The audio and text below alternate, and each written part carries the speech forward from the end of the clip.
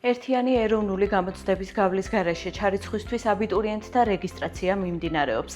აფხაზეთის ავტონომიური რესპუბლიკის განათლებისა და კულტურის სამინისტროში უმაღლეს საგანმანათლებლო დაწესებულებებში ერთიანი ეროვნული გამოცდების გავლის გარეშე ჩარიცხვის უფლების მისანიჭებლად აბიტურიენტთა რეგისტრაცია დაიწყო.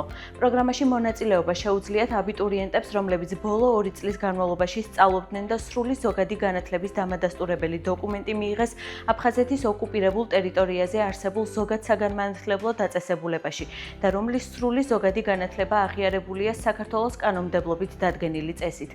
შეგახსენებთ, რომ საქართველოს უმაღლეს საგანმანათლებლო დაწესებულებაში ერთიანი ეროვნული გამოცდის გავლის გარეშე ჩარიცხვის წესი და პირობები დამტკიცებულია საქართველოს განათლების, მეცნიერებისა და ახალგაზრდობის მინისტრის 2020 წლის 7 ივლისის ნომერ 77 ბრძანებით. განაცხადების მიღება 4 სექტემბრის ჩათვლით გაგრძელდება.